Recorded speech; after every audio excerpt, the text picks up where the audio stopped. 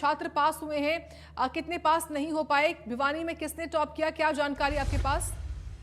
साक्षी, अगर बात करिए भिवानी का परिणाम नहीं बल्कि पूरे प्रदेश का परिणाम था, जहां पर 2,76,640 अभ्यर्थियों ने परीक्षा दी थी, विद्यार्थियों ने परीक्षा दी थी।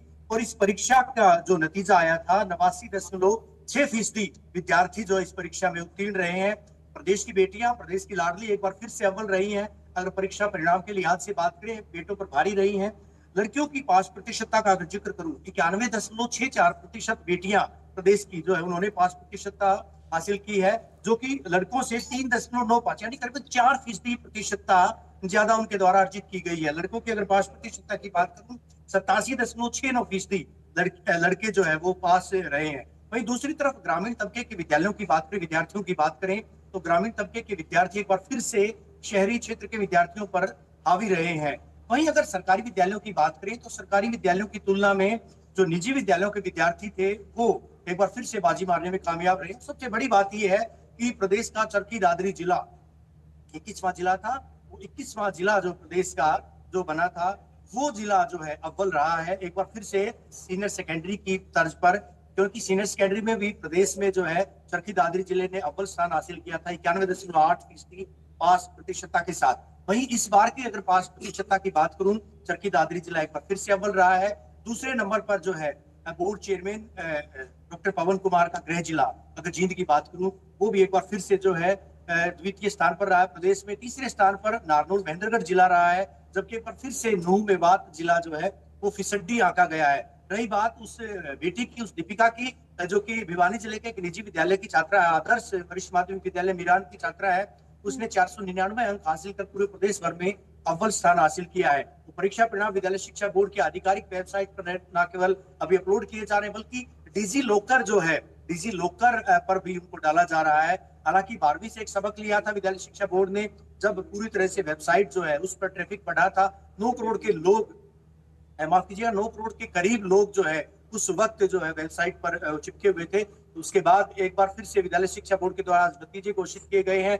एक अहम बात यह है कि जो टॉप विद्यार्थी हैं, टॉप 10 की अगर बात करें, उन विद्यार्थियों में अधिकांशतः लड़कियां हैं। अगर सेकंड पोजीशन की बात करूं, दूसरे स्थान की बात करूं, दूसरे स्थान पर भी 4 बच्चे आए, जिनमें 3 बेटियां हैं। इसी तरह से तीसरे स्थान की बात करें, उनमें भी अधिकांशतः प्रदेश की बेटियों ने जो है बाजी मारी स्थान बनाया है। तो यूं कहा जा सकता है सबसे पहले, सबसे जल्दी हमने जिस तरह से परिणाम एक्सक्लूसिव तरीके से हरियाणा विद्यालय शिक्षा बोर्ड की परीक्षा का, जैसे 12वीं का, उसी प्रकार से 10वीं का परीक्षा परिणाम भी इंडिया न्यूज हरियाणा के मार्फत अपने दर्शकों को बताया था। जो विद्यार्थी अनुत्तीर्ण रहे हैं या जो विद्यार्थी सही तरीके से परफॉर्म नहीं कर पाए, उनको एक मौका और दिया जाएगा। 20 दिन तक जो है वो एक बार फिर से अप्लाई कर सकते हैं। हालांकि एक बात अहम तौर पर यहाँ पर साक्षी मैं और बताना चाहूंगा, एक और बात मेंशन करना चाहूंगा।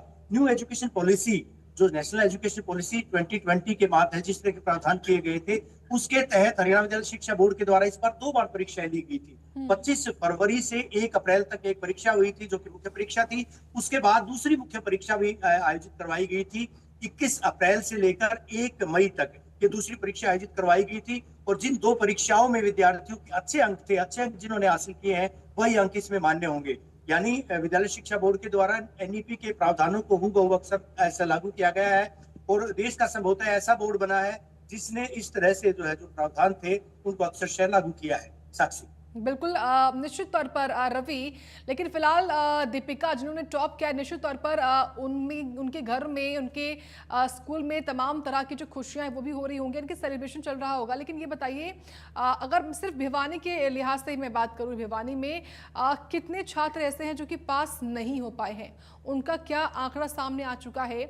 और अभी आपकी मौजूदगी किसी स्कूल में है तो ज़रा बात कभी करिएगा टीचर्स के साथ, या फिर अगर आपके आसपास छात्र छात्राएं हो तो उनसे भी।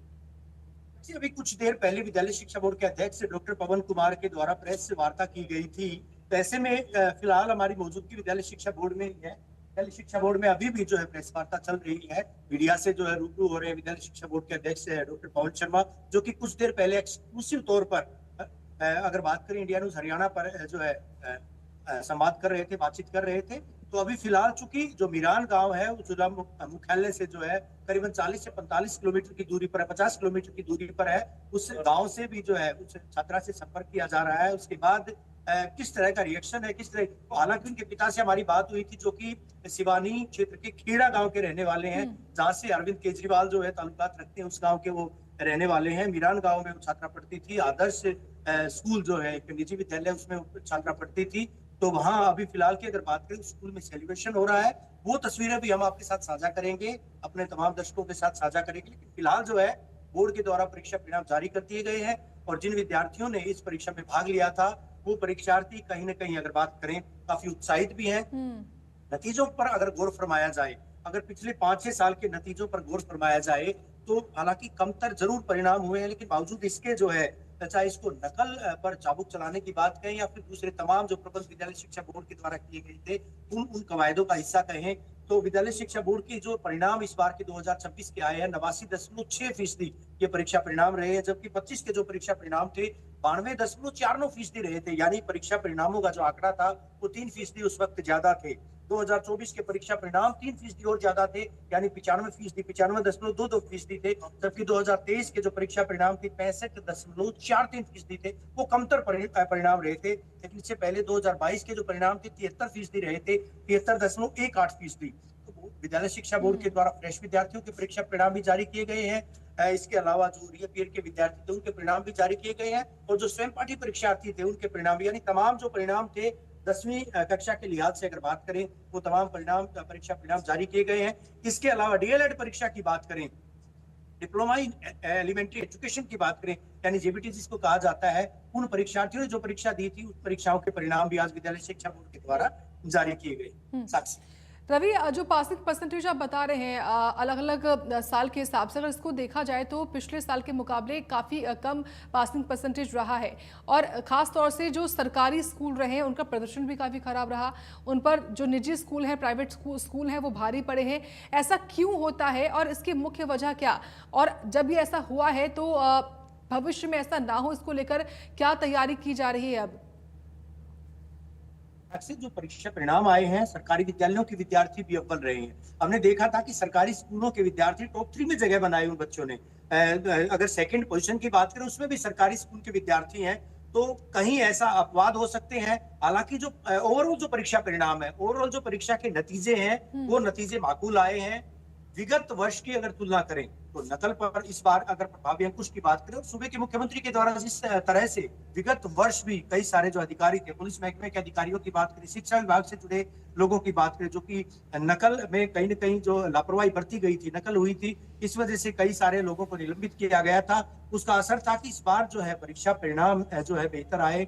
बेहतर नहीं कहा जा सकता, हालांकि परीक्षा परिणामों में जो है वो कमतर जो गिरावट एक जरूर दर्ज की गई है, लेकिन ये नहीं कहा जा सकता कि कमतर ये परिणाम है। ये परीक्षा परिणाम अच्छे इनको कहा जा सकता है। ठीक है उस तुलना में